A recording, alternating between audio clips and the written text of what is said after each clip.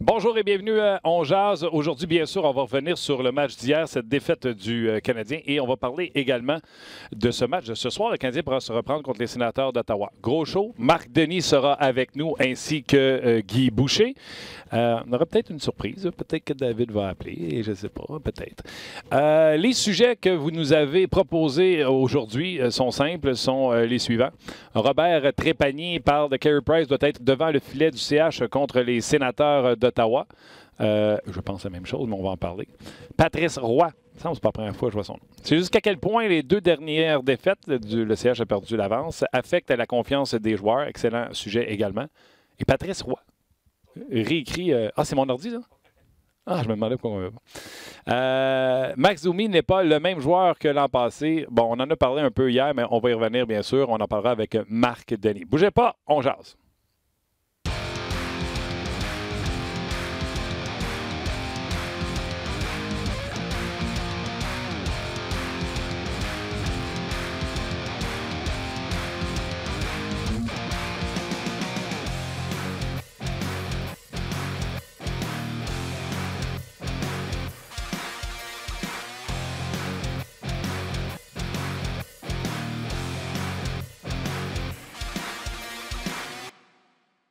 Bonjour et bienvenue à On Jase, édition du 20 novembre 2019. Martin Lemay en compagnie de Luc Danseau. Quoi, tu ris? Salut. Non, c'est parce que j'avais le retour dans mes oreilles, fait que je t'entendais deux fois. Ouais, moi aussi, mais faut que tu t'habitues. Ma voix est exceptionnelle. Non, non, c'est vrai. Non, c'est vrai. Oui, ça va bien, merci, Martin. Salutations à, bien sûr, Oli qui est pas loin des boutons, mais c'est pas lui qui est ses boutons. C'est Alex qui est en formation avec nous depuis lundi, qui touche aux boutons présentement. Fait que ça se peut que tantôt, j'aille la barbe de Luc Danseau. OK. Un genre de switch face. OK, cool. Ça serait le fun. Ouais, on va revenir sur le match d'hier. Les opinions diffèrent par rapport au match d'hier. Ouais. Je suis dans la cour. J'ai adoré Claude Julien en point de presse hier. A défendu son équipe, a défendu Max Domi. Et j'en parle depuis quelques semaines. À un moment donné, les fans vont falloir qu'ils se rendent compte qu'il y a une parité dans la Ligue nationale de hockey. C'est pas vrai que tu peux aller dans un match soit t'as pogné le bank, ce qui n'est pas le cas du Canadien. 2, avoir un mauvais match, être malchanceux et penser que tu vas t'en sortir pareil. Parce que, premièrement, le Canadien n'est pas ce genre d'équipe-là qui a un talent tellement immense que même sans, en jouant à 50%, peuvent l'emporter. Et de 2, la parité fait que c'est ça la toune. Tu vas gagner des fois. Puis depuis le début de la saison, tout le monde me casse les oreilles en me disant que le Canadien est chanceux, on affronte des gardiens de but substituts, le Canadien est chanceux, la rondelle, le monde là. Bien, le Canadien hier était malchanceux et ont perdu, mais je ne pense pas que c'est faute de travail. Ils ont quand même bien joué. On va reparler de ce match-là avec Marc et Guy et on va mettre la table en vue du match face aux Sénateurs d'Ottawa. Ouais, tout de suite. Plusieurs questions par rapport au gardien de but. Là, ça pleut sur nos pages. Là. Je salue Victoria qui a écrit. Tim aussi qui dit Kincaid ne me dérange pas. Bref, il y a plein de questions par rapport au gardien de but. Ce soir, je te dirais que c'est le sujet de l'heure. C'est clair. Ouais, on a vu des belles choses pareil dans le match d'hier, puis on va en parler. Ouais. Salutations à Rock aux médias sociaux. Non, c'est Tim qui est là. Tim aux médias sociaux. J'ai pris une chance. J'ai une chance sur deux. Et salutations surtout à vous de décider de passer votre heure de lunch avec nous. Lui, hier, a connu une belle soirée, je présume, une belle journée. Hier, c'est Marc Denis. Salut, Marc. Salut, vous autres, comment ça va? Ça va très bien. Écoute, je fais une petite aparté. Les gens ne le savent peut-être pas, mais normalement, on se parle quand l'équipe est sur la route le matin. Mais hier, vu que c'était à Columbus, je pense que c'était une réunion d'anciens ou quelque chose comme ça. C'était le fun? Oui, c'est un dîner avec des commanditaires de l'équipe l'année passée. L'organisation a mis sur pied l'Association des anciens. Comme on n'a pas 100 quelques années d'histoire comme le Canadien, c'est assez récent. L'équipe qui va célébrer l'année prochaine son 20e anniversaire. Donc, il n'y a pas énormément de joueurs à la retraite non plus. Et il y en a maintenant une douzaine qui se sont tout de même installés dans le coin de Columbus, ont choisi de s'installer là après leur carrière. Wow! Alors, on a parti exactement à l'Association des anciens. Et oui, évidemment, j'en fais partie parce que j'ai joué 6 saisons là-bas. Puis, hier, il y avait un dîner corporatif. J'ai été invité. J'étais un peu un genre d'invité d'honneur avec questions et réponses là, sur l'estrade. Puis, il y avait une centaine de personnes présentes là, hier pour cet événement-là. C'était le fun. C'était le fun. Frédéric Motin, contre qui j'ai été échangé d'ailleurs, qui lui aura passé après moi 6 ans, lui, les 4-5 autres années de sa carrière-là. Fait que c'était bien de se retrouver avec les gars. Il y a toujours un lien qui va nous unir, d'avoir mis les fondations pour une organisation.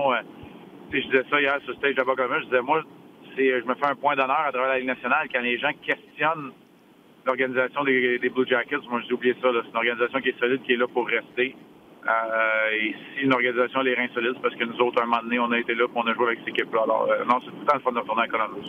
Y a-tu un body que quand tu revois, tu fais « Ah, ça fait longtemps, content de te voir! » Tu sais, il y en a tout le temps un que... Tu sais, moi, je te dis, dans mes classes d'anciens, il y en a que je verrais, je m'en sac, mais il y en a que je serais content de revoir. Ouais, ben, écoute, Jean-Luc Grandpierre et Jody Shelley, c'est les deux gars avec qui j'ai gardé le contact. Puis Jean-Luc, lui, il voyage pas avec la formation, il fait un peu de télé là-bas. Ouais. Donc, quand je suis à Columbus, c'est toujours un plaisir de le revoir. Jody, lui, il voyage, on se parle un peu plus souvent, on reste en contact parce qu'on a des questions sur un joueur ou sur l'autre. Un peu ancien. C'est sûr, je rajoute aussi, mais lui, je le vois un petit peu plus souvent comme il est dans l'entourage du Canadien.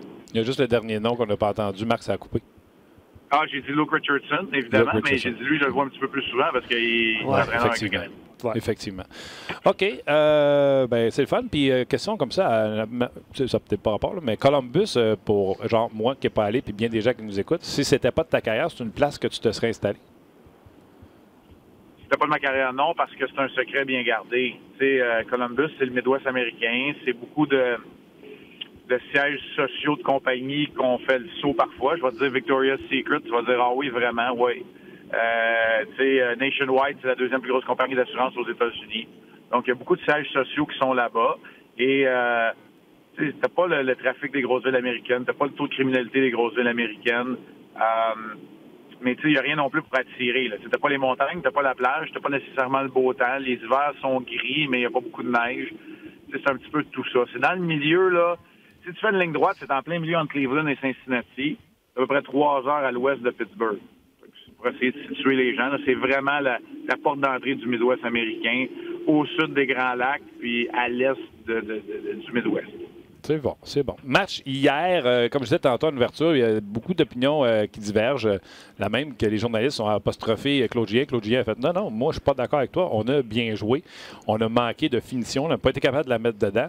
Et moi, ce que j'ai dit ce matin, c'est, je m'excuse, pardon, après 2 périodes, le Canadien avait dominé la deuxième, avait fini très fort la première et était en contrôle pour mettre peut-être même 2 points au classement. Puis mauvais Fleury qui sort pas le puck, pénalité, etc. Mais c'est ça la game. Des fois, you win some, des fois, you lose some. Ouais, puis le plus grand drame du match, dans le fond, c'est que le Canadien n'a pas été capable de capitaliser sur le fait qu'ils ont dominé pendant, mettons, 35 des 40 premières minutes, puis c'était 2-2. Ouais. C'est ça le drame, parce que, tu sais, oui, l'erreur de Fleury, le mauvais but donné par Price, la punition à Domi, mais ce sont des événements qui se passent à peu près à tous les matchs en Ligue nationale, puis les équipes survivent à ça. Et le Canadien a souvent survécu à des erreurs comme ça. Mais là, hier, il n'était pas équipé pour parce que c'était 2-2, même s'ils avaient dominé le match. Tu sais, dans le fond, quand on regarde ça, à la fin du match, la bourde entre Tatar et Sherrod a probablement coûté encore plus cher parce que c'est ça qui fait que tu n'as pas d'avance à protéger en troisième période. Peut-être que tu joues juste un petit peu différemment puis tu l'emportes. Bref, avec des si, on se rend pas très loin, mais c'est sûr que le Canadien n'a pas aussi mal joué, puis c'est le travail du personnel entraîneur de vendre ça. Là, il faut que tu vendes à ta formation que même si tu as perdu 5-2, tu as bien joué.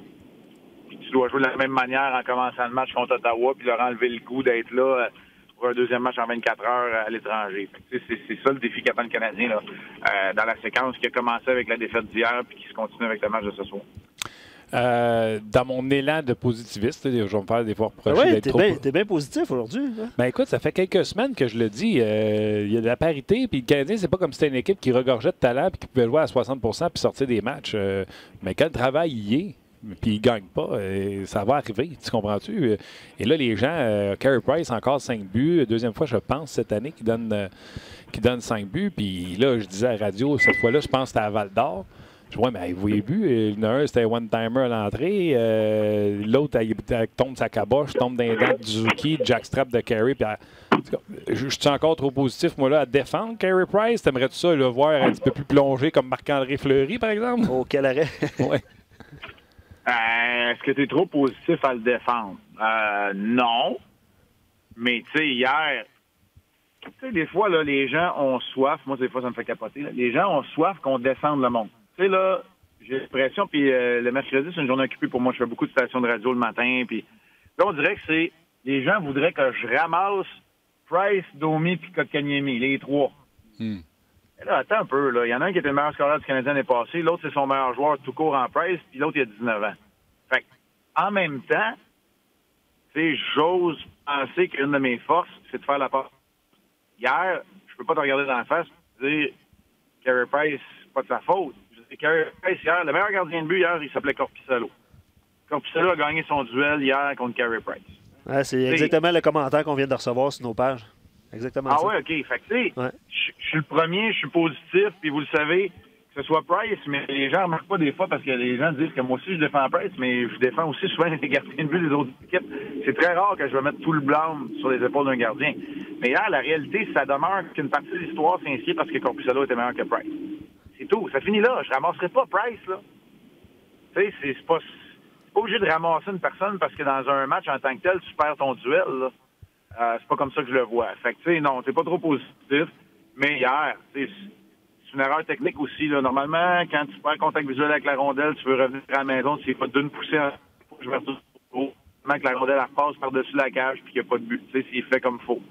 Mais là, il s'est reviré, il court après la rondelle, puis il est arrivé ce qui est arrivé. Tu sais, il y a de la malchance, c'est sûr. Il y a l'erreur à Fleury en sortie de territoire. Il y a Bemstrom qui se fait oublier derrière la ligne défensive. Tu sais, il y en a d'autres erreurs, mais c'est quand même la réalité. Là. On ne peut pas non plus le défendre à outrance. Non, mais tu sais, le premier but, le pire, c'est que le premier but qu'à Louis venait juste d'en arrêter une de même. Un one-timer. Tu sais, on dirait que les valves étaient ouvertes en partant pour le Canadien de Montréal. Et là, il se fait battre par, puis ailleurs, Robinson. Tu sais, moi, c'est ce que j'aime. Donner crédit à Robinson. Il était partout sur le jeu. Il était derrière la ligne des buts pour garder la rondelle en fond de territoire. C'est lui qui a pris le lancer du haut de l'enclave. Après ça, c'est lui qui est placé pour le one-timer. Ça passe à Savard, je pense. Fait que là, tu as ce premier but-là. Le deuxième but, elle frappe la patte à Cherrott, puis Cherrott a la bonne idée de dire hey, je vais aller essayer de l'arrêter, je vais me mettre devant Carey au one-timer de Dubois, pas grand chance là. La troisième, tu viens de l'expliquer, c'était un pinball qui revolait un petit peu partout. Quatrième, c'est le but en avantage numérique de Jenner qui se tasse puis qui, tu sais, c'est un méchant type là, je m'excuse bien, pardon. Ouais. Fait que, tu sais, je comprends là, moi je pense que je suis dans la devise de dire un gardien de but peut toutes les arrêter, c'est humainement possible, il peut être placé au bon endroit, peu importe. Mais à un moment donné, il y a une limite à vouloir fesser sur quelqu'un. Mais c'était aussi la tournure du match hier. C'était aussi comme ça. Hier, les erreurs étaient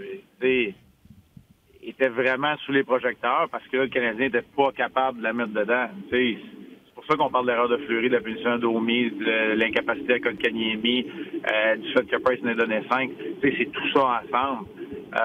Mais ton commentaire tantôt de la parité était très bon, puis je me tue à le répéter. À chaque soir, il y a des bonnes équipes qui perdent. À chaque soir, il y a des équipes de bas de classement qui remontent. C'est la réalité de la Ligue nationale en 2019. Puis, une fois de temps en temps, là, on s'emballe. Puis le Canadien est là pour nous rappeler qu'on a à peu près tout dit au début de la saison. Puis je le répète, j'étais un de ceux-là.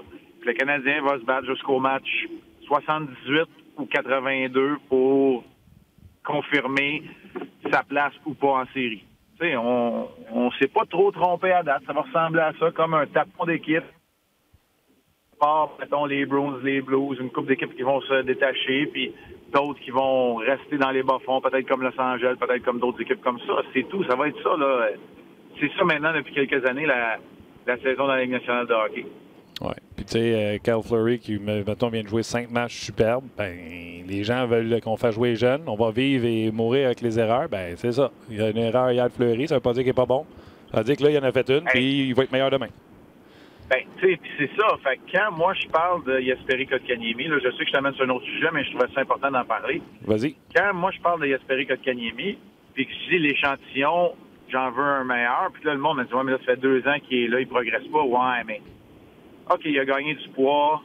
Il a de la difficulté maintenant à suivre le rythme effréné de la Ligue nationale.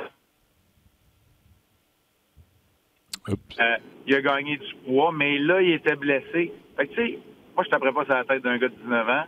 Surtout pas quand les mêmes personnes qui voudraient le voir se développer plus rapidement nous parlent de faire jouer les jeunes puis de vivre avec les erreurs. Mm-hmm. Ah oui, des fois, ils prennent même pas leur souffle et qu'ils disent qu'ils devraient s'en aller à Laval. Faites jouer les jeunes, mais envoyez-les à Laval. Faites jouer les jeunes. Il faut absolument qu'ils se développent, mais on n'est pas bon, ils ne progressent pas, envoyez-les à Laval. Ça peut, là. Fait que, tu sais, je veux pas être positif, je veux pas être homer, je veux dire les choses telles qu'elles sont. Puis dans chacune des situations, tu as des opportunités. Fait que là, tantôt, Luc, je vais répondre aussi à ça. Puis aujourd'hui, là, je suis bon, je suis en avant des questions. C'est bon, ça. Je parlais des réseaux sociaux puis le gardien, l'identité du gardien de ce soir. Toujours un sujet dans le 2-en-2 à Montréal. Toujours. Et ce soir, là, j'oublierais le 2-en-2 puis le load management, puis moi, je ferais appel à la fierté d'un athlète. Parce qu'hier, pour moi, hey boy, attends une seconde, Marc, attends une seconde. On a perdu 8 mots sur 10. Fait qu'à date, on a Price, fierté d'un athlète, puis on n'a plus rien après. Fait que donne-moi 2 secondes. Là, la ligne va se placer. Je ne sais pas, tu es en transit où, là, mais vas-y. Oui, je suis en déplacement. Est-ce que c'est mieux, là? Ça devrait être mieux dans à peu près 5 secondes. C'est bon, c'est parfait. Tu peux y aller. Excuse-moi de t'avoir interrompu. Parfait. Non, c'est correct. Fait que moi, je ferais appel à la fierté d'un athlète. J'oublierais le 2-en-2, fatigue, pas de fatigue, et je dirais à Carey, la chance de rebondir, tu l'as tout de suite. Bon, je compte un rival de division. Pas de mauvaise décision, là, puis on ne saura pas avant 5h15, 5h30. Mais, tu sais, comme je ferais avec Domi, je ferais la même affaire. Je les rencontrerais les deux, être coach, puis je regarde. La chance là, de rebondir, de vous prendre, vous l'avez là, tout direct. J'ai pas aimé ci, j'ai pas aimé ça. Mais on va mourir, on va vivre, on va mourir avec vous autres. Go. C'est une vision que j'ai. Mais je comprends aussi qu'à un moment donné, d'être à un rythme de 68 départs dans l'année, là, comme c'est le cas pour Price, peut-être qu'à un moment donné, il va falloir trouver le moyen de diminuer ça. Mais on le diminuera tantôt. Mais quand le calendrier le demandera, le Canadien ne joue pas avant samedi. Et si tu joues Kincaid ce soir, il va avoir joué 2 des 3 derniers matchs. Et le Canadien ne veut pas se retrouver avec aucune victoire après avoir joué 3 matchs contre des équipes en bas de 500. Je pense que tout ça mis ensemble fait que tu dois t'en aller vers Carey Price. Oui, c'est ça que je pense. Puis la dernière affaire que je vais dire là-dessus, le Canadien hier a gagné une chose. Ils ont gagné leur course contre les Sénateurs d'Ottawa parce qu'on a atterri hier et les Sénateurs étaient toujours dans les airs, eux. Les Sénateurs qui s'amenaient depuis Détroit, vous avez joué un match à 19h30. Les autobus étaient là et attendaient l'arrivée de l'avion des Sénateurs. Donc, le Canadien a au moins gagné un léger avantage là-dessus. Puis, ils ont dormi dans leur lit au lieu de dormir à l'hôtel, check-in, puis toute l'équipe. Là. Fait que, tu sais, je te dis pas que c'est pas important. Je te dis pas qu'il n'y aura pas de la fatigue, mais il va en avoir des deux côtés. C'est plus ça que je te dis.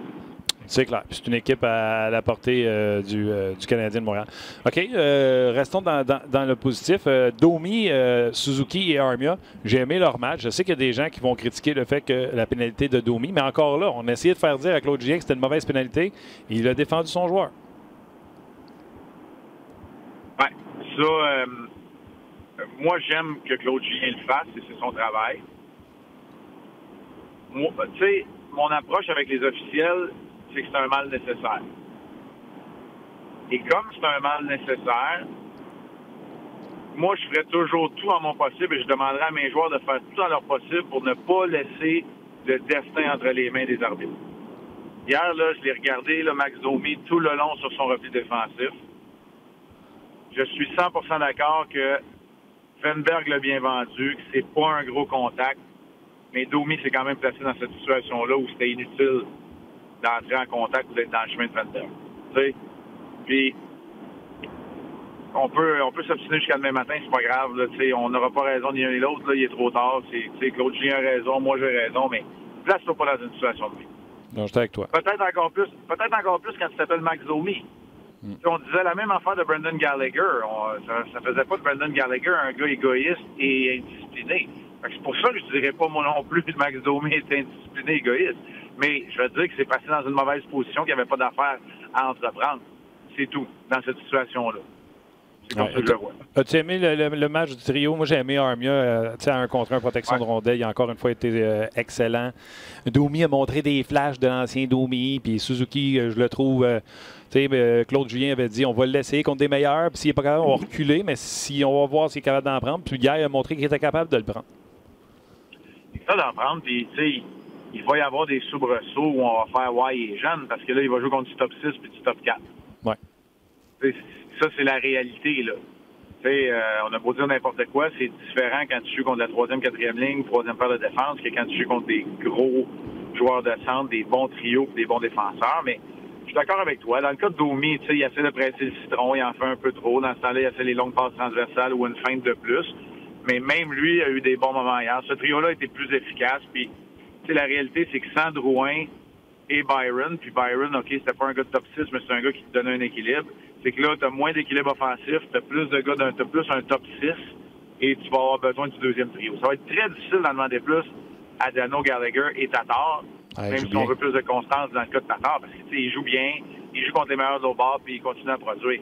C'est vraiment au deuxième trio de prendre les bouchées doubles, puis de voir leur nom à la feuille de pointage. Hier, Armia, j'ai vraiment aimé son match aussi. Pour moi, ça a été potentiellement le meilleur du Canadien avec Dano. Puis, tu sais, Suzuki, rien contre. Domi, honnêtement, si Domi n'a pas cette pénalité-là, je pense pas qu'on en parle autant que c'est un mauvais match. C'est pas un mauvais match. C'est un gars que là, il ressent peut-être une pression qui se met lui-même indûment sur les épaules, comme ça a été souvent le cas pour Jonathan Drouin. Ça veut pas dire qu'il travaille pas, ça veut pas dire qu'il essaye pas, ça veut dire qu'il y a de la frustration, puis qu'il, des fois, en essayant de trop en faire, ben, tu revires de l'autre bord. C'est la ligne est mince, puis c'est ça. C'est là où tu écopes de mauvaises pénalités, puis que tu es coupable de revirement. Je pense que c'est pas mal plus ça qui arrive pour l'instant. Il n'y a personne qui critique Kotkaniemi. En tout cas, je n'ai pas entendu ouvertement. Tu m'as dit que les gens à radio ce matin t'en ont parlé.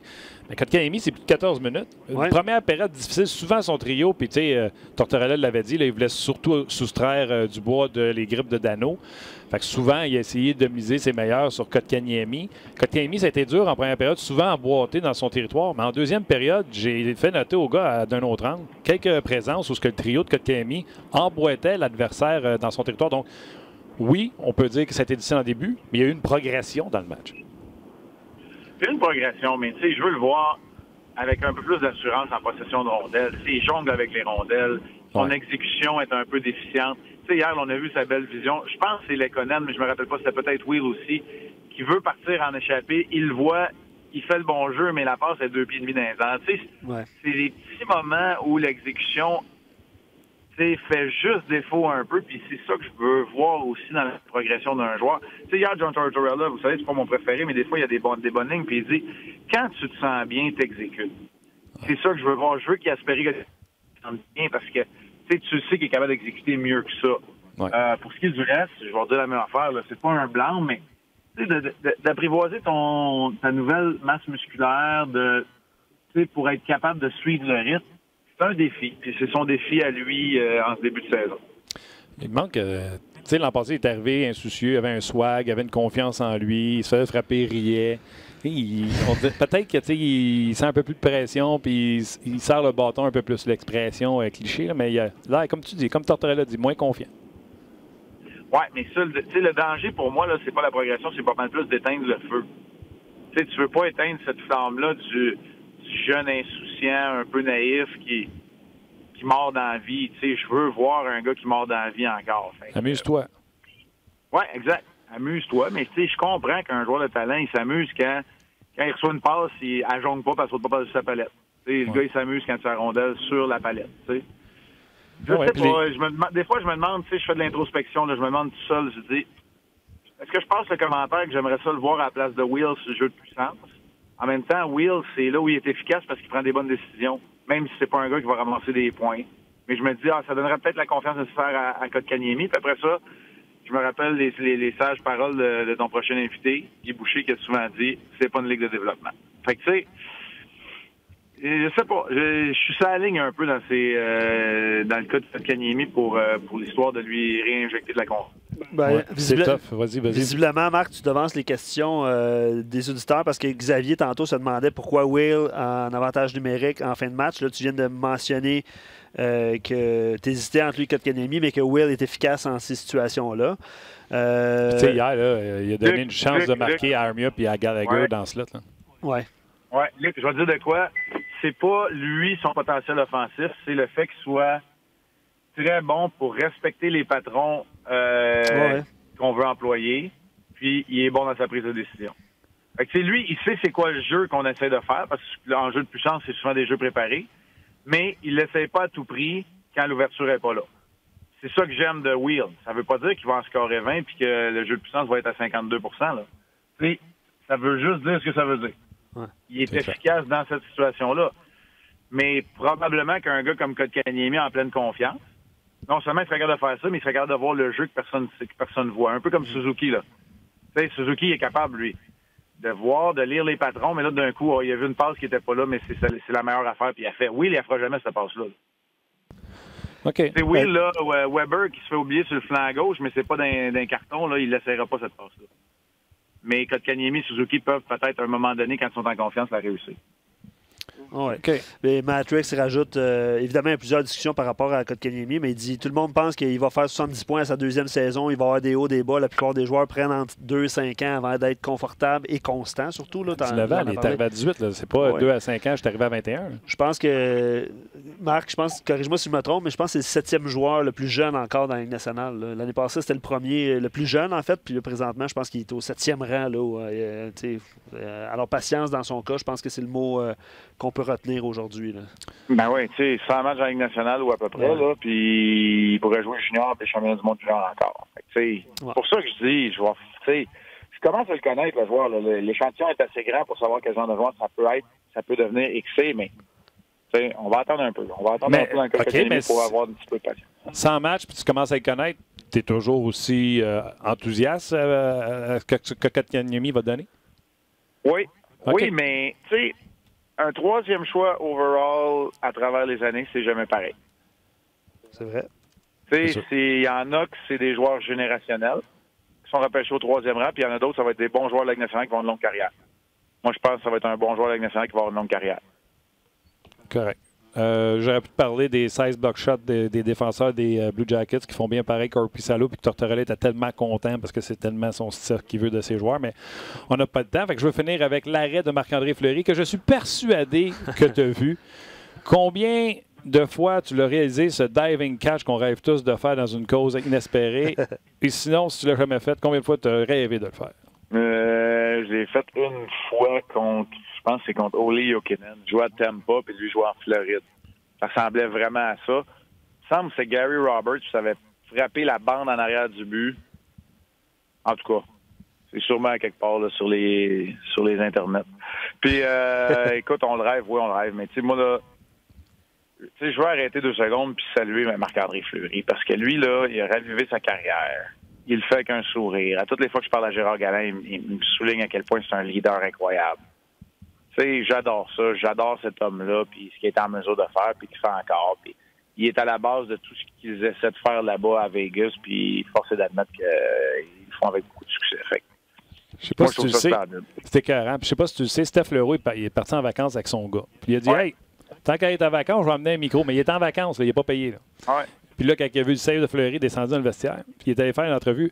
Allez l'écouter sur le RDS.ca. Je ne sais pas si tu as eu le temps de la visionner. Non, j'ai juste vu le tweet de Stéphane ce matin. Je savais qu'il était là-bas. Puis là, j'ai vu le tweet, mais j'ai pas eu le temps de... Je sais que ça va vite un peu. Je sais que tu l'aimes, Fleury. Là. Prends 3 minutes pour l'écouter. Tu vas l'aimer encore plus dans sa sincérité de dire, écoute, moi, j'aime ça jouer au hockey.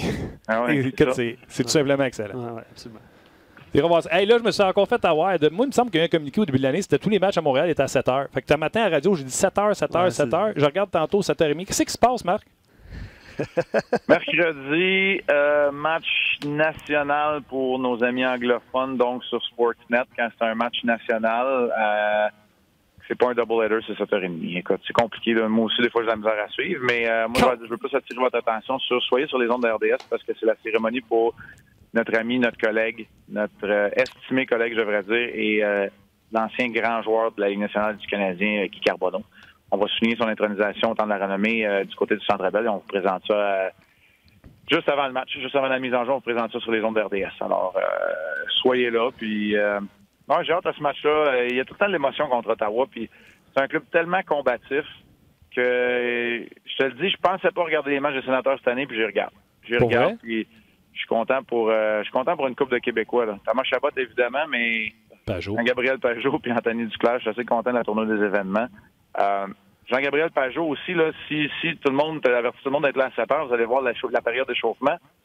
On va y parler de façon exclusive. Pendant l'échauffement, on va jaser avec Jean-Gabriel Pajot. Fait que soyez là aussi. Ça, c'est une petite primeur que je te donne à On jase. Puis je vais vous parler d'Anthony Duclair un peu plus tard. Fait qu'on va vraiment faire le tour de la question des sénateurs aussi. Ah, c'est bon, je me tenterais de continuer l'entrevue, là. Parce qu'il y a des affaires, j'aimerais te dire. Duclair, il est talentueux. Hein. S'il y avait tout le temps 100% focus, là, il est bon en tabarnouche. Martin, j'ai dépassé ma limite de temps, puis je veux pas tout dévoiler mon matériel que je vais vous dire juste avant le match. Tu pourras pas dire que j'ai pas essayé. Je vais vous Duclair, puis ça va pas mal dans le sens de ce que tu viens de dire. Tu pourras pas dire que j'ai pas essayé, Marc. Ciao, allez. On te regarde. Salut tout le monde. Yes, salut, Marc. Essayez. Et puis il y a plein de monde qui soulignait le fait que les Sénateurs ont remporté autant de matchs que les Leafs de Toronto. Qui l'eût cru? C'est 9 victoires de chaque côté. Mais y en a-tu beaucoup qui veulent prendre des paris d'ici la fin de l'année? Par rapport à... Qui va avoir plus de victoires?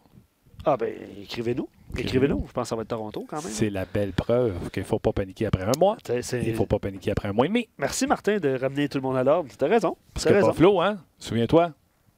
Ça fait 2 ans que le monde se font pogner. Oui. On va saluer François Gagnon. Puis on va y parler demain. On parle de parité, là, ben c'est un peu ça. Tu as raison. On a parlé des Sharks qui avaient un mauvais début de saison et qui en ont rapporté 6 de suite dernièrement.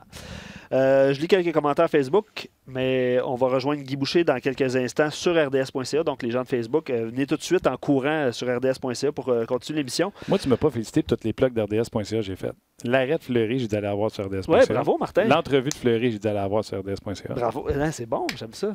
C'est très bon. Merci. Max, il dit contre Ottawa, ce soir, Kincaid peut quand même nous ramasser 2 points, pas besoin de Price. Oh! Il dit l'équipe devra seulement ne pas les prendre à la légère, puis il spécifie, il indique qu'Ottawa joue bien ces temps-ci. Évidemment, on vient d'en parler de leur fiche. C'est quand même surprenant parce que les attentes étaient assez basses. Sur rds.ca, Eric compare pas les statistiques, mais Kotkaniemi à Dylan Larkin pour les stats. Il dit pas le même joueur, mais Larkin a connu une bonne première saison, une deuxième saison un petit peu plus difficile, qui avait baissé de 13-14 points. Puis depuis, il y a des saisons de minimum 100 points. Donc les... Larkin? J'ai dit quoi? J'ai dit 60. Dylan Larkin, tu viens de dire 100 points. OK, 60, excuse-moi. Ouais. Il dit Il dit faut pas abandonner sur Kotkaniemi, le meilleur est à venir. Grosse saison l'an passé pour Larkin, plus difficile cette année. Patience avec les jeunes, des fois c'est en montagne russe. Donc les gens de Facebook, venez nous rejoindre sur rds.ca. Oui, parce que Master Guy s'en vient. Le professeur s'en vient. Ouais. Le professeur s'en vient. Merci d'avoir été là. Merci, on raccroche. Vous avez raccroché? Là, je vais être honnête avec vous autres, on a eu un message en début de journée hier, comme quoi que Skype capote, ne marchait pas pour la journée d'aujourd'hui. Il est occupé. Ne marche pas. Ouais. Donc là, on a essayé Guy FaceTime. Ah! Je ne sais pas si ça marche. Puis si ça ne marche pas, on l'a en téléphone. Fait que Guy, manifeste-toi, où es-tu? Où es-tu, Guy? Je suis là. Et tabarouette, il est là, il vient de rentrer. Je suis là. Bah. Okay. Vous êtes tout petit, par exemple. Ah. Vous êtes tout petit, là. Ben, on a perdu du poids, nous autres, récemment. Ah oui? Okay. Oui. Fais attention. Fais attention à ce qu'on mange sans gluten, toute la patente. Là. OK. Nice. Bon. OK. Nous autres, on ne le voit pas, mais si tu nous vois, tant mieux. Je ne sais pas si nos auditeurs peuvent te voir.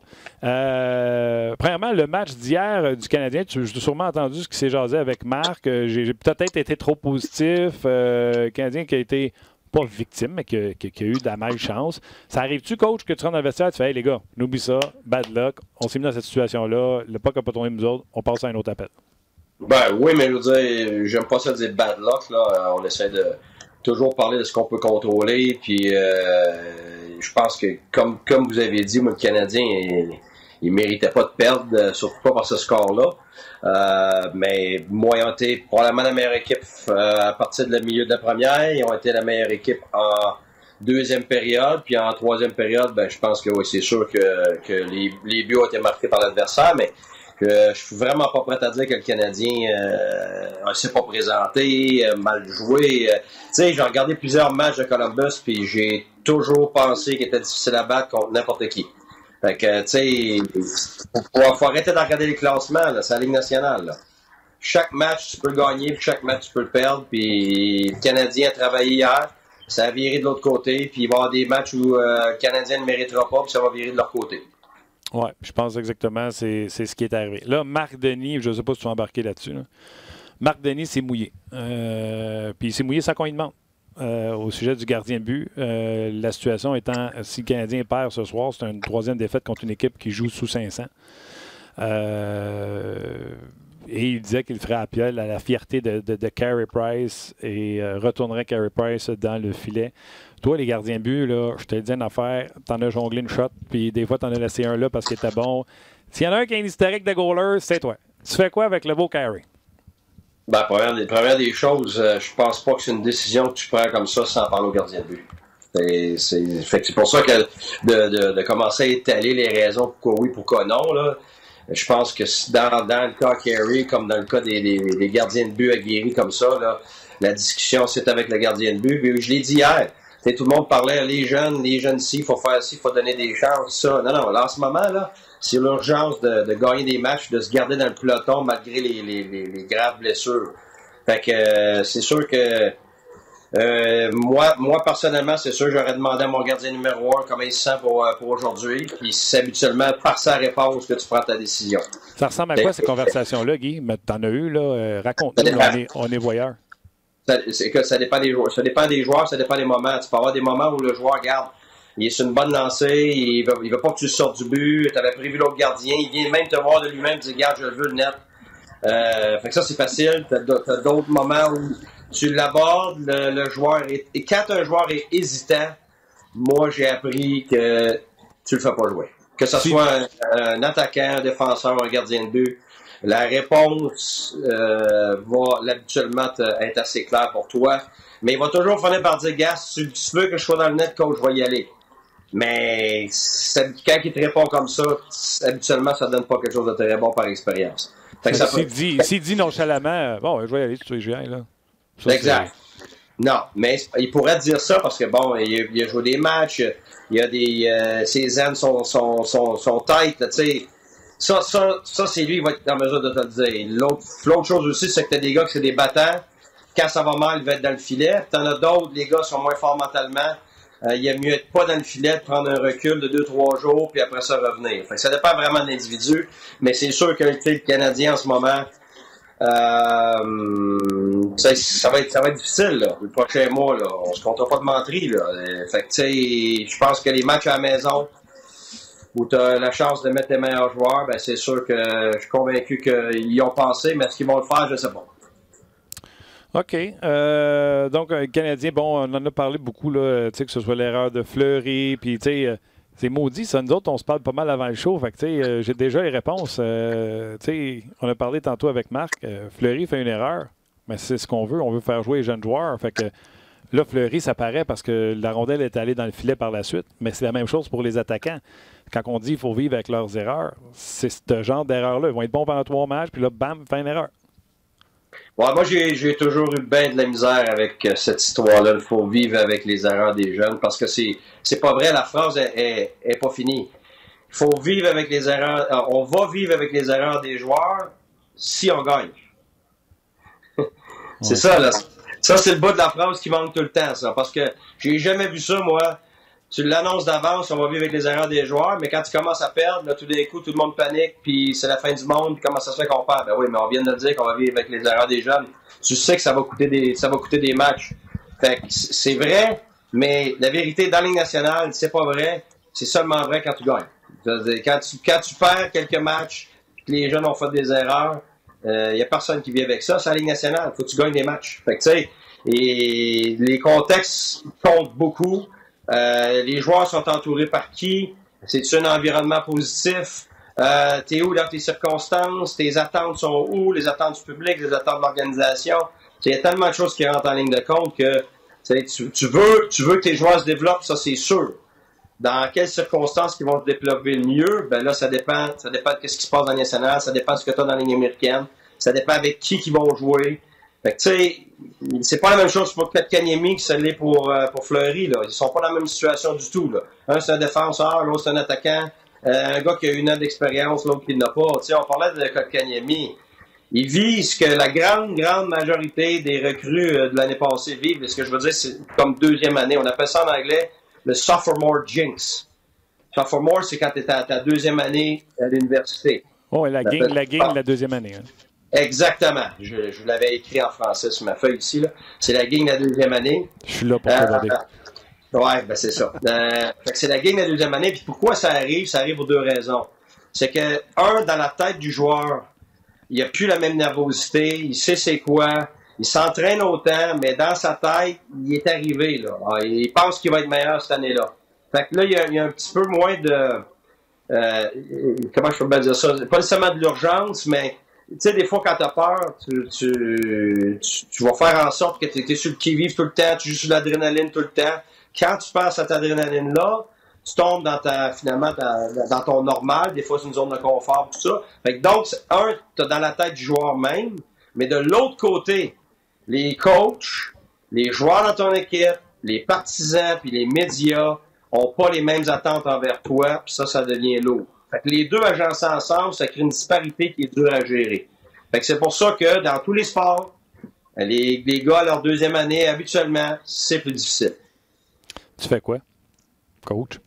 Ben, tu passes à travers ça en y allant une chose à la fois. Tu sais, si le jeune commence à regarder son match, puis tout va mal, habituellement, c'est ce qui arrive, ben là, tu te perds complètement. Fait que là, tu ramènes ça à sa plus simple expression, tu parles des forces, tu ramènes les forces, puis tout ce qui est par rapport aux faiblesses, là, tu touches pas en plus qu'une chose par mois. Moi, c'est ça, c'est ma façon de faire. Si tu fais pas ça, regarde, le jeune s'enlise, puis il perd confiance. J'aime ce que Marc a dit tantôt. T'as la flamme, t'as un petit peu l'insouciance de quand t'es recrue. Tu perds ça avec les années, ça part avec la deuxième année, mais tu veux pas trop perdre ça parce que c'est ce qui fait en sorte que, comme jeune, t'amènes quelque chose de différent que tes vieux amènent plus. Fait que en ce moment, c'est retrouver la flamme, c'est beaucoup par rapport à l'enthousiasme. C'est dur quand tu te sens écrasé par toi-même et que tu te sens écrasé à l'extérieur. T'as pas beaucoup d'enthousiasme, ça c'est certain. Mais étant donné que c'est connu, là, on fait-tu de la prévention ou t'en parles pas parce que si ça arrive pas, tu sais, parle pas d'un problème, essaie pas d'arranger quelque chose qui n'est pas brisé, ou tu essaies de faire de la prévention, de dire l'an prochain, ça va être ta deuxième année, ou quand il arrive à sa deuxième année, tu dis là, cette année, tu as perdu un petit edge, un petit oomph, fais attention à ça, le fameux gang de la deuxième année. Est-ce que tu en parles avant ou tu préconises le tant que c'est pas brisé, on le répare pas? Ben, moi, je suis un gars de prévention, fait que c'est sûr que dans ta discussion en fin de l'année, courant de l'été, ou justement que ça commence, je suis convaincu que c'est des discussions qu'ils ont eues, là. Mais avoir des discussions puis le vivre, c'est pas la même chose, là. Je t'ai déjà fait l'allusion avec tu fais semblant qu'un ours te court après, puis un vrai ours te court après, tu vois qu'ils sont pédalés à joie le vert, là. On va passer à la jungle au complet. Nous autres, les éléphants, les ours. C'est ça, c'est ça, ben oui. Il est venu au zoo, T'as raison. Puis tu sais, on fait pareil avec nos enfants, là. Tu vas faire cette erreur-là. Puis bang! Exact. Ils font pareil. Pourquoi? Parce qu'il faut qu'ils le voient par eux-mêmes et ils l'ont pas vraiment ressenti. Tu sais, on pense toujours quand on dit les choses rationnellement, que c'est des choses apprises. Mais la grande majorité des choses qu'on apprend sans l'émotion et la réalité qui vient avec, on l'a pas vraiment appris. Fait que ça, c'est pas juste dans le hockey, ça. OK, on a parlé hier de Suzuki, là, manger l'éléphant, petite bouchée ou peu importe. Là. Un autre animal. Un autre éléphant. Il a bien fait. Ça a bien été. Je veux dire, il a pris des bonnes petites bouchées, là. Je veux dire. Non, pas d'accord? Ben oui, mais j'attends le reste de ta question, là. Ben, Suzuki était bon. Oui, mais je pense qu'en ce moment, le Canadien, ils vont avoir besoin de gars comme Domi et tout ça, là, parce que Suzuki ne pourra pas arriver. À la longue, ça va devenir lourd pour lui, là. Que deux bons vétérans manquent, là. Les minutes que tu vas avoir avec des bons rôles sont importantes, mais les minutes où que tu joues pas aussi pour respirer, puis où les vieux peuvent prendre toute la pression, ben c'est aussi très, très important pour le bien-être du jeune. Fait que ça va être bon, là, son temps de glace, pour son apprentissage, mais en même temps, tu vas vraiment avoir besoin des autres autour parce que tu peux pas t'attendre ce que ce jeune-là arrive et commence à dominer, là. Première des choses, je suis d'accord avec vous autres tantôt, ce que vous avez dit, tu as des gars de première ronde, c'est des joueurs générationnels, comme Marc a dit tantôt, ça, t'en as très peu. C'est un Matthews, t'as un Crosby, t'as un McDavid, mais ça, c'est une infime minorité, là. Premièrement, 40% des choix de première ronde finissent jamais par jouer dans la Ligue nationale. Fait que tu sais, il t'en reste 60%, puis dans le 60%, t'as une énorme partie qui deviennent des joueurs marginaux. Fait que tu sais, il en reste pas beaucoup qui deviennent des joueurs de premier plan, là. Fait que ça veut dire que t'as la grande majorité des choix de première ronde qui deviennent des très bons joueurs de hockey. Moi, je pense que lui, dans cette catégorie-là, c'est pas un joueur de génération. Fait que là, il faut faire attention aux attentes, là. Les attentes, c'est pas qu'il s'en vient tout casser comme Crosby puis McDavid puis tout ça, là. C'est pas ça, là. Fait que ça veut dire que c'est un processus qui habituellement est toujours plus lent que ce que les gens voudraient pour un très bon joueur de hockey. Mais en ce moment, je trouve que ça va très bien pour lui. On ne devrait pas s'attendre à plus. C'est là que le joueur va s'étouffer. OK. Je veux que les gens sachent qu'on lit leurs commentaires. Exemple, Jean-François Tremblay suggère les trios chez les Canadiens puis aimerait savoir ce que Guy en pense. On ne peut pas faire ça. Tu sais, ça serait du Monday Morning Quarterback coaching au-dessus de Claude Julien. On ne peut pas faire ça avec un coach de la Ligue nationale de hockey. Par contre, vous avez des questions pour Guy, gâtez-vous, ça va nous faire plaisir. Et je vais vous donner un exemple. Guy et moi, on s'est toujours dit « Hey, ça va être touché parler des sénateurs d'Ottawa. Les sénateurs sont en ville ce soir. Comment on va faire? C'est simple. Guy, Jean-Gabriel Pajot, la façon qu'il joue là, tu fais-tu et qui nous a manqué l'an passé? Regarde, c'est pas juste la façon qu'il joue là, c'est la façon qu'il jouait avant ça aussi. L'année passée, quand Erik Karlsson a été échangé, 15 minutes après, il vient de m'annoncer que Pajot il est fini. Regarde, honnêtement, il faisait partie du cœur de l'équipe. C'était plus que dévastateur. Ça allait bien au-delà du hockey. Ça affectait l'âme du club. Fait que tu sais que maintenant qu'il y ait plus de place, qu'il soit en forme et tout ça, qu'il y ait du succès, ça me surprend pas du tout. C'est un gars qui travaille très fort. C'est un gars extrêmement apprécié de ses coéquipiers. C'est un gars qui amène de l'émotion. C'est un gars qui fait rire les autres. Tu sais, c'est un package deal là, pour un entraîneur d'avoir quelqu'un comme ça. Puis quand tu enlèves ces individus-là, ben ça affecte tellement ton groupe et ta chimie que c'est presque pas rescapable. Puis on l'a vu l'année passée. Puis regarde, maintenant avec le joueur-là qui commence l'année, je suis vraiment content pour lui. C'est une bonne personne puis qui mérite d'avoir du succès. Le genre de joueur que les équipes vont s'intéresser parce qu'il y a ce qu'il fait sur la glace, mais comme tu l'as mentionné, tous les autres intangibles, on n'entend rien de négatif sur ce gars-là, mène par l'exemple, leadership, je pense. Oh, absolument. Tu sais, c'est un gars très respectueux de l'autorité et du leadership. Puis la vérité, c'est que les dernières années, il y en avait, on lui demandait d'en prendre, mais il y avait beaucoup de monde devant lui, des plus vieux, des gars avec des plus gros statuts, puis il s'occupait beaucoup de l'ambiance d'équipe, mais il prenait pas autant de place, je suis convaincu, que maintenant. Je suis pas là en ce moment, la vérité, mais je peux imaginer. Parce qu'on voyait ça venir où ça venait. Quand il y a eu tous les échanges l'année passée, on avait des discussions par rapport à prendre plus de place, puis je suis convaincu que c'est ce qu'il fait. Mais de vous dire que je sais exactement ce qui se passe, ça serait de mentir. La vérité, c'est que j'ai pas regardé une seule seconde des sénateurs depuis que je suis plus là l'année passée. Fait que je suis pas vraiment la personne pour commencer à vous parler de comment les joueurs jouent. Là. J'ai rien regardé. Fait que, mes anciennes blondes, c'est les anciennes blondes. Fait que, je suis plus là. Ils sont plus là. On passe à d'autres choses. Fait que, non, c'est sûr. Mais c'est plate, mais tu peux pas même poser d'autres questions que des gars que je connais, puis leur personnalité, tout ça. Parce qu'en ce moment, je pourrais pas te dire là, spécifiquement ce qui se passe. Bon, c'est sûr qu'il faut que je vais te parler de Bobby Ryan dans quelques instants avec la nouvelle qui est sortie, qui est en une sur le rds.ca. Mais je vais te faire une petite parenthèse sur Anthony Duclair, que tu as eu ou que tu n'as pas eu. Un joueur de grand talent qui, je ne sais pas si c'est la gang de la deuxième année qui l'a pogné ou ça a été long à comprendre, mais quand on le voit dans les highlights comme on a vu hier, parce que tu sais, moi je faisais la game du Canadien, fait que tout ce que je vois, c'est les highlights de la game des Sénateurs. Il y a du talent en voie le vert, lui. Oui, c'est un gars de talent, mais moi, il y avait beaucoup plus de vitesse que je pensais. C'est un gars très, très rapide. C'est un gars qui est capable de mettre d'amener beaucoup de problèmes dans ta défensive parce que même si c'était à la bonne place, à un moment donné, il peut passer à travers tout le monde. Fait que, il y a beaucoup d'atouts. J'aimais beaucoup son lancer sur l'avantage numérique l'année dernière quand il roulait sur le côté puis il descendait. Je ne sais pas ce qu'il fait cette année, là, mais ça c'était un de ses gros atouts. Puis tu voyais que c'était un jeune là, qui voulait mettre sa carrière à l'ordre. Puis ça me surprend pas là, avec le talent qu'il a, qu'il peut avoir du succès, là, mais je l'ai pas connu assez longtemps pour te dire que je le connais très très bien. Là. Je l'ai pas eu longtemps. Là. Hey, juste ce que tu nous as dit, c'est en masse. Bobby Ryan, la nouvelle est sortie pour les gens qui ne le savent pas peut-être. Bobby Ryan vient de faire appel à l'aide de la Ligue nationale de hockey, leur programme en termes de consommation. Bobby Ryan, c'est une histoire qui est connue dans le sens qu'il y a eu un documentaire à Sportsnet qui avait été fait à l'époque. Situation familiale, etc. Qu'est-ce que tu peux... tu sais, je suis conscient que tu ne nous diras pas tout. Tu as vécu ça de l'intérieur, mais qu'est-ce que tu peux nous dire sur Bobby Ryan et l'épreuve qu'il vit présentement? Bon, regarde, moi, je rentrais certainement pas dans les choses spécifiques. Là. Moi, j'étais très proche de Bobby. J'avais une superbe relation avec lui. Il me faisait beaucoup confiance, puis pour ces choses hors glace, puis sur les choses sur la glace. Fait qu'on a développé une relation personnelle très proche. Fait que, tu sais, c'est quelqu'un que j'affectionne, puis comme tu as dit, il a vécu des choses que presque personne vit dans son passé, puis c'est sûr que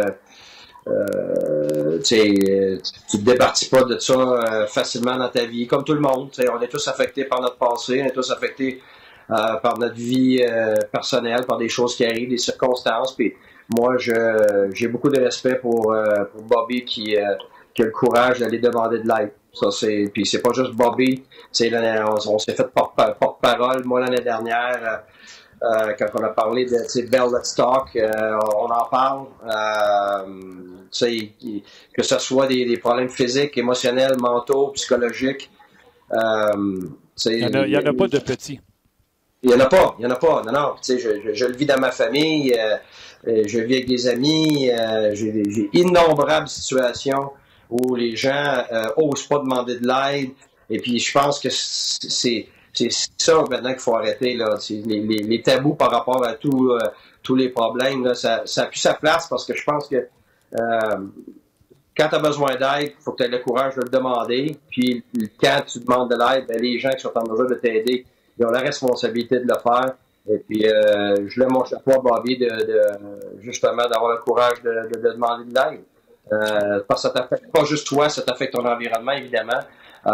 Fait que non, puis pas juste ça, je prends l'opportunité pour inviter les gens à aller chercher de l'aide quand ils en ont besoin, pas attendre. J'ai eu récemment un ami proche qui s'est suicidé, puis je parle pas de Bobby, là, je parle en général des problèmes qui restent cachés sans qu'on demande de l'aide.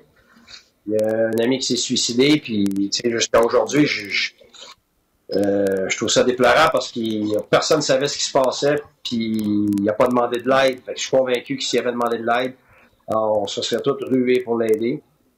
Alors, c'est ça. Alors, je pense que c'est un moment où on peut rappeler à tout le monde autour de nous autres qu'ils ont le droit de demander de l'aide, puis il n'y a pas de honte à demander de l'aide. Au contraire, c'est beaucoup de courage. Beaucoup de courage, puis tu sais, j'ai envie de dire, dans un langage de boys, et majoritairement notre auditoire, on ne sera pas de cachette et de boys. Bonjour mesdames et bienvenue dans notre émission.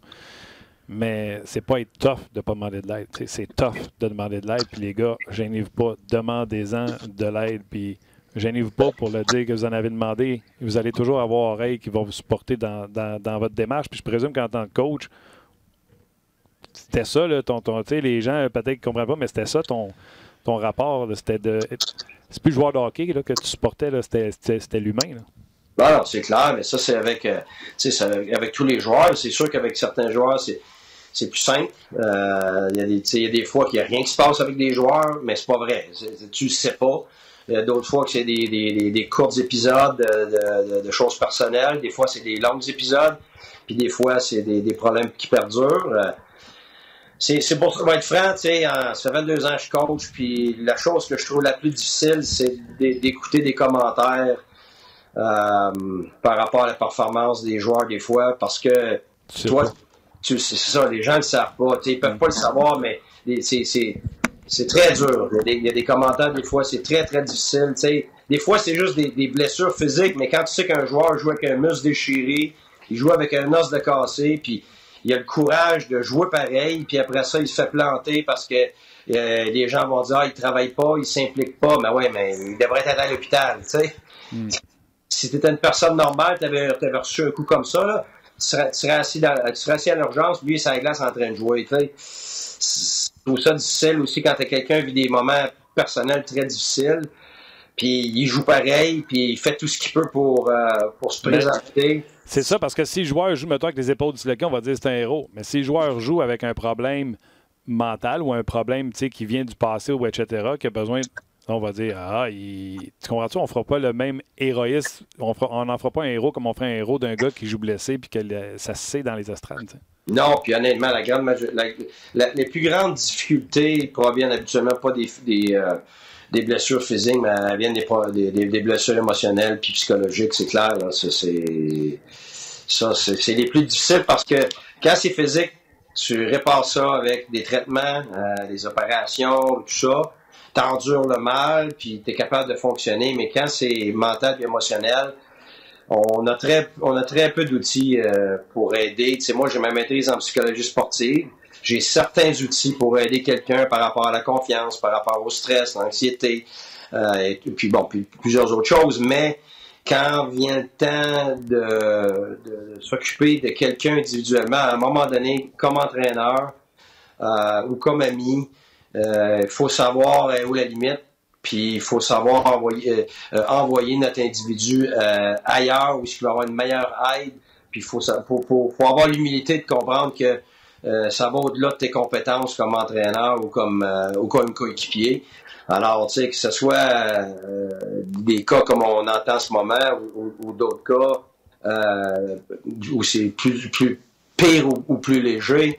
Peu importe le cas, il faut vraiment essayer d'aiguiller l'individu pour aller chercher l'aide adéquate.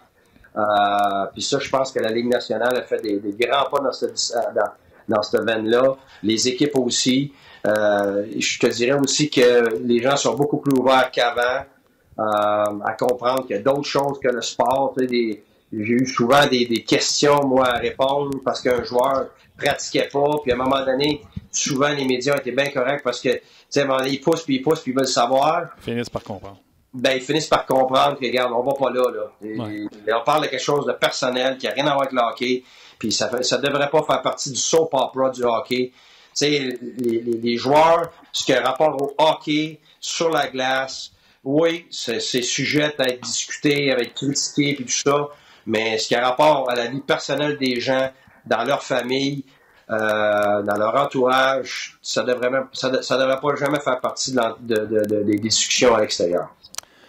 Moi, je sais une bonne partie de ce que tu as fait pour Bobby Ryan. On n'en parlera pas, mais je veux te dire devant tout le monde à quel point tu as de la classe, mon chum, puis je te lève mon chapeau.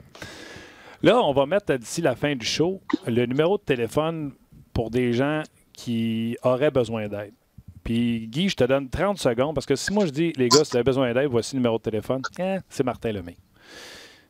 Je vais mettre le numéro de téléphone.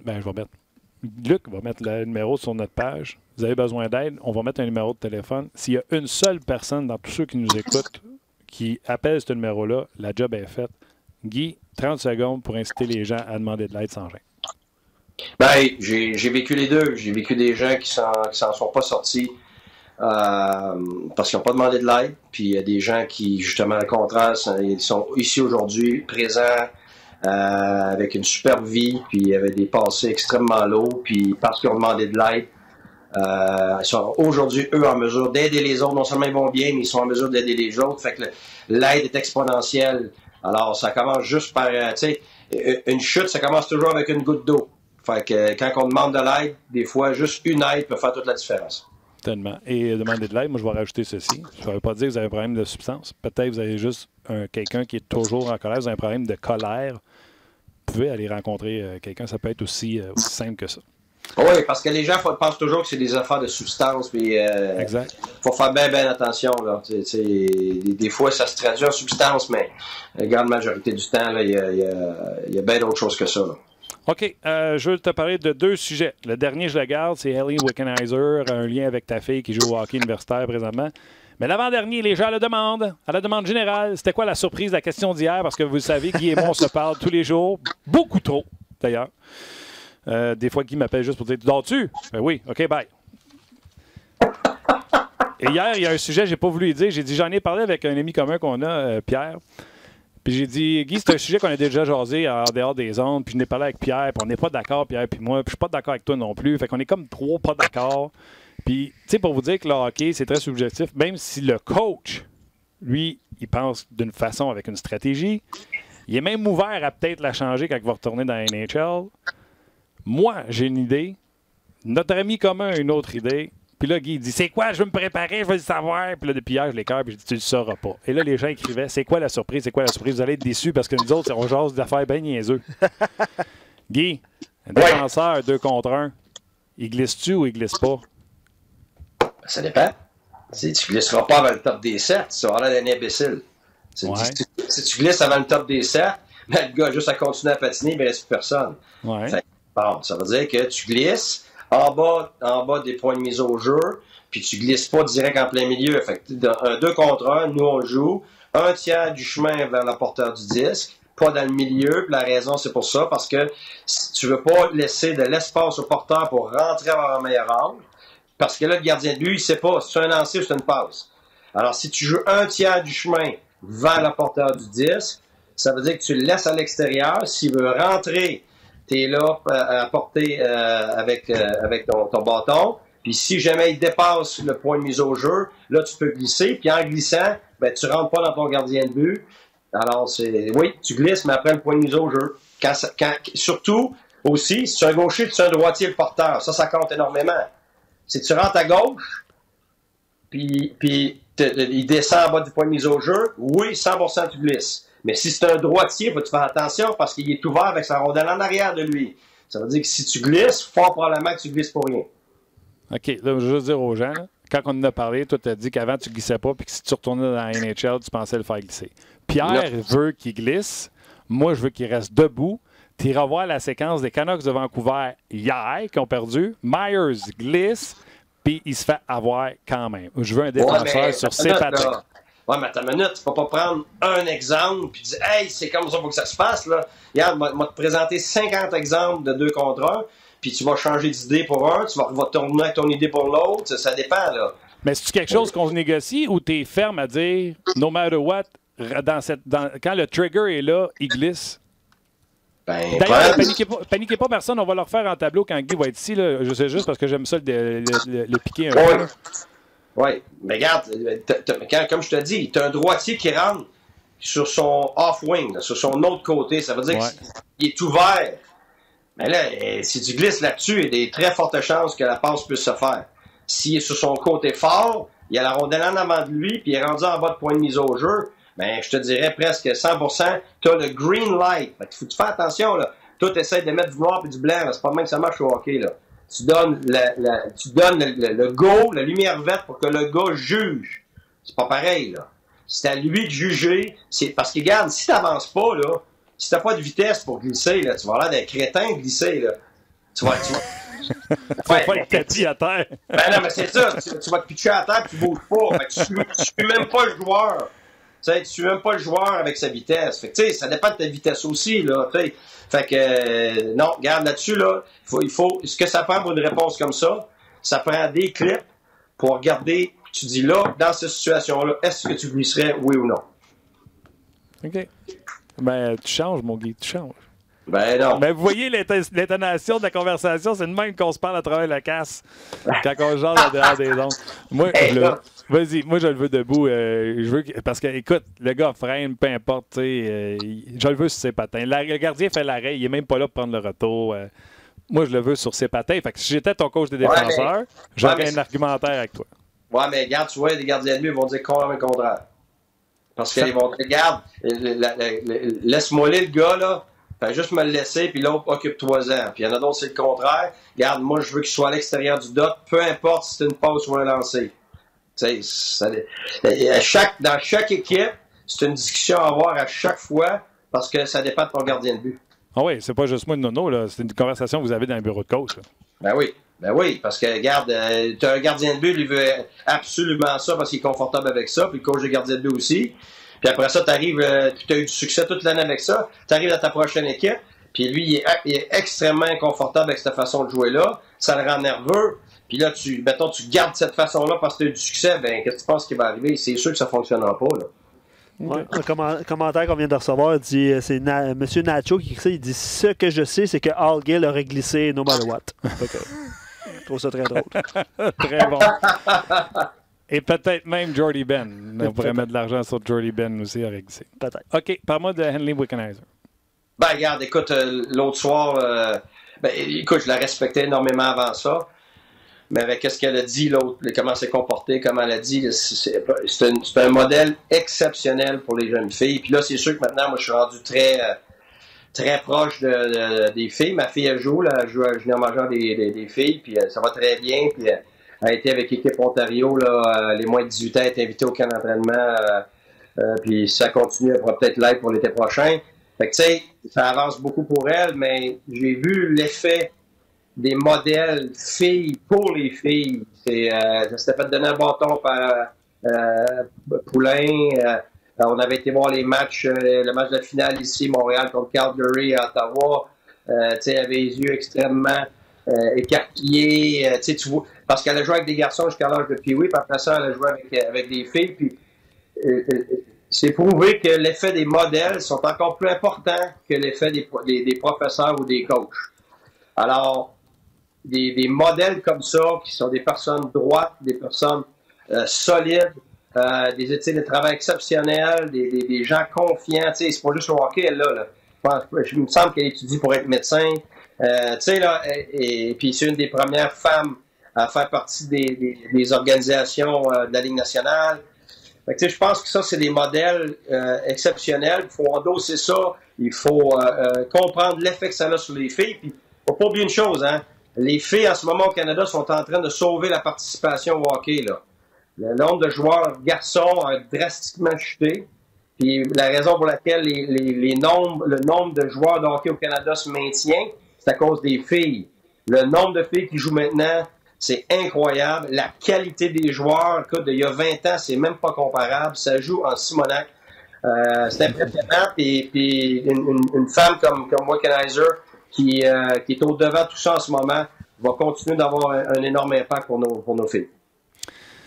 C'est un bon plaidoyer, puis dans le fond, moi je dirais, même de parler Henley, on a parlé souvent de Sidney Crosby ensemble, mais moi je dirais au monde, vous savez même jamais pour qui vous êtes un modèle dans la vie. Fait que tu sais, c'est ce que je dis à mes filles. Essaye d'être le modèle pour ta sœur. Toi, essaye d'être le modèle pour la petite fille qui est en 3e, 2e année, qui te regarde puis qui fait comme « Wow, elle est en 5e année ».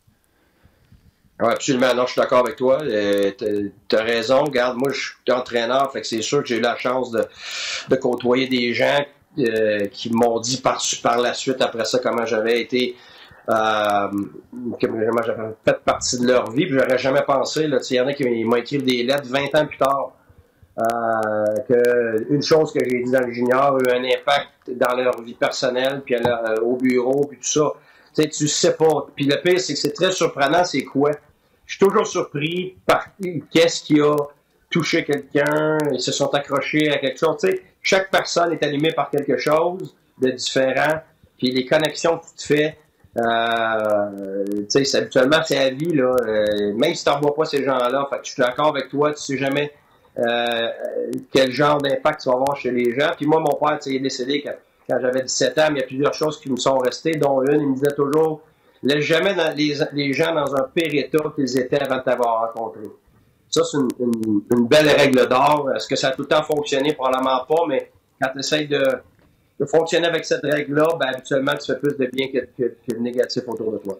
Oui, mais là, il va falloir qu'on te laisse. On a quelques-unes de tes ex sur la ligne qui aimeraient dire quelque chose.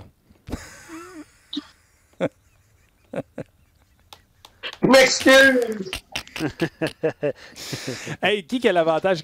Un back-to-back, t'aimes-tu mieux être sur la route ou à la maison? Le Canadien est arrivé de Columbus, Ottawa est arrivé de Détroit. Es-tu plus reposé quand tu dors dans ton lit et que tes kids te réveillent à 7 heures ou t'es plus reposé quand tu couches à l'hôtel mais que tu peux te lever plus tard? Ben, c'est ça, tu viens de le dire. Le gars qui est célibataire, lui, il va dormir, puis celui qui a 3 enfants, même s'il dort 2 heures, 3 heures, il va se lever. Ça vient avec les circonstances, mais la vérité, c'est les back-to-back. Sur la route, pas sur la route, ça m'a jamais dérangé. Ce qui importe, par contre, c'est est-ce que l'autre équipe est aussi sur un back-to-back? Oui, là, il sort. Ça a plus d'impact. Fait que là, aujourd'hui, les deux équipes sont sur un back-to-back. Je pense que c'est d'égal à égal. Fait que peut-être Marc a dit tantôt que tu arrives chez vous, tu couches dans ton lit. Pour certains, ça va être bon, pour d'autres, moins bon. Je pense probablement que c'est un avantage à te donner. Il est tellement minime dans ce cas-ci que les deux équipes vont commencer d'égal à égal. C'est plus lequel des deux équipes a le plus de blessures. Lequel des deux équipes a des gars qui sont malades, pas malades. Ça, tu ne le sauras pas. Fait que ça va être bien difficile de dire qu'il y a un avantage. Je pense que c'est vraiment un match où ça va être joué sur la glace, celle-là. OK, mon chum. On se voit la semaine prochaine, je pense, en studio. Oui, absolument. Moi, j'ai mon tableau. All right, travaille pas trop fort, puis on se rejase mardi prochain. C'est bon, merci, monsieur. Bye. À bientôt. D'ailleurs, j'ai appris que Guy était un fan de Star Wars. OK. Je sais que le prochain film s'en vient, etc. Là, puis, On s'est mis à jaser de Star Wars tantôt. Fait que, oui, prochain film de Star Wars, c'était ça de même. Mais j'ai vu l'annonce passer OK, ouais. pendant qu'on roulait des extraits de hockey. On va mettre le numéro, hein, on va trouver un numéro de téléphone pour mettre sur nos pages. Il y a toujours le Belle Cause pour la cause, là, qui est la journée privilégiée par l'équipe ici, évidemment. Oui, mais là, on veut mettre un numéro de téléphone qui vient en aide. Oui, absolument, absolument. Je pense que c'est Jessica, tantôt, qui écrivait, je vais essayer de retrouver son commentaire. Elle-même, elle a mis un numéro de téléphone parce que, c'est ça, Jessica a dit « Je travaille sur une ligne de crise et suivi court terme pour des gens ayant besoin d'aide. » Donc, elle a inscrit son numéro de téléphone dans la boîte de messages. Hey, Jessica Lemay. Oui. Tu n'as même pas de famille. Oui. Bravo, Jessica. Tu peux-tu au moins faire un copier-coller de ça puis faire un post? Sur notre page? Post, il est là, le post, là. Non, mais j'en ferai un autre, là, avec l'étiquette Donjard. Tu veux que je le remette en haut? C'est parce qu'il va descendre en bas, là, mais, non, mais je sais, je peux le faire. Oui, pas de trouble. C'est ça. Évidemment, cette journée-là dont je parlais, le Belle Cause pour la cause, c'est le 29 janvier, mais on peut appeler à tout moment, évidemment. Exactement. On va mettre le numéro de Comme j'ai téléphone. dit tantôt, il y a une personne qui appelle, puis hey, même juste de parler, ventiler. Absolument. Jobs done, les gars. Il y a plusieurs petits commentaires en ce sens-là, là, d'aide puis d'expérience vécue. Là. Bravo. Donc, allez lire ça si vous ne l'avez pas fait sur rds.ca. Je le rappelle, mais le meilleur blog hockey qui existe. Absolument. On est capable de parler de tout. Grâce à vous, effectivement. Voilà, rendez-vous ce soir. Il y a quelqu'un qui demandait si Guy va regarder son premier match de sénateur, sarcastiquement. Ouais, j'ai vu le message passer. Oui, c'est très bon. Donc, match 19h30 ce soir. Je pense que Marc Denis, au début de l'émission, vous a donné rendez-vous de toute façon pour rien manquer de la clap qu'on va donner à Guy Carbonneau avant le match. Exact. Jean-Gabriel Pajot qui va être marqué pendant le... Oui, c'est bon ça aussi. Excellent. L'échauffement. Donc, le match, je m'excuse à tous ceux à qui j'ai dit 19h. C'est 19h30, malheureusement. On va se coucher plus tard. Canadien-Sénateur. Canadien qui doit rebondir. Pas d'entraînement, pas de coach, pas rien. Donc, on ne saura pas l'identité du gardien jusqu'à... Même celui des Sénateurs, on ne sait pas. Oui, jusqu'à tard avant le match. J'aurais peut-être, par exemple, demandé à Guy cette affaire. J'aurais demandé à quel moment le gardien le sait. Hein? Carey, le sais-tu? Si c'est Carey, le sais-tu déjà? Il l'a appelé chez eux. Il a attendu qu'il rentre dans l'aréna. Ouais, tu parlais dans l'avion hier, au retour. C'est ça, j'aurais dit. Prends des notes. Meilleure chance la prochaine fois. On va l'appeler. All right. Un gros merci, Luc. Yes. Merci à Alex au bouton, à la mise en onde. Ça a bien été. Félicitations, buddy. Belle première. Également, merci à Olivier d'avoir surveillé Alex pour pas qu'il fasse exploser la machine. Merci à Tim aux médias sociaux et surtout un gros merci à vous d'avoir été avec nous. On se rejase demain, au lendemain de ce match Canadien-Sénateur sur nos ondes 19h30. Salut, Luc. Salut, bonne soirée. Bonne journée. Toi aussi. Au revoir. Bye. Salut.